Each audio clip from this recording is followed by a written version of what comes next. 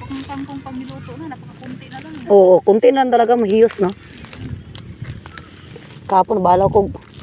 Kung ano, nabalaw kong kampara ko na sa. Ang daming talbos. Hindi, ang balak namin kahapon talaga, mag-content lang kami dalawa ni Irap.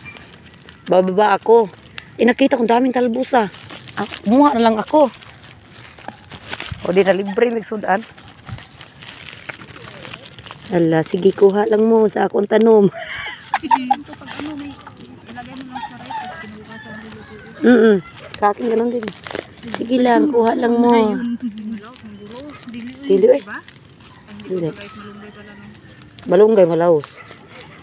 Sa una ganyan, manguha mis probinsya, bigno nga, nakalagay lang sa plastic. Hindi. Nakasako. Ang panghuaon sa unanet. Sako-sako. Para hindi na babalik kasi medyo malayo eh. Baba pa. May tinataniman kami dati. Nakalutang lang to sa sa palayan. Ay, pag may palayan ito, maganda rin to eh.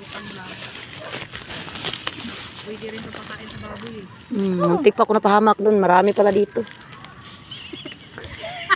Kumuno yun eh. Buti na lang, hindi ko tumulo. Marami pala dito. Pero yung yan, hindi pa natin bukas-ubos. Mayroon pa doon, Jo. No. Yan ba yung nagugulay yung may tinik-tinik day? Baboy ito eh. Ha?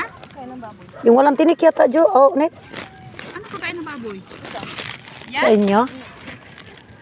Doon, pwede rin yata ito doon, no? Inuluto nila.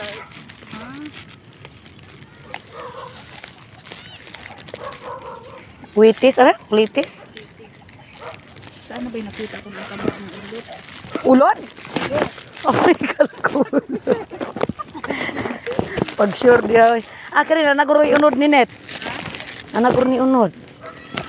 Maragniwang naman si Ari Bilat. Singgitan ta ko, kung saan mo diha. Nanay tagya diha.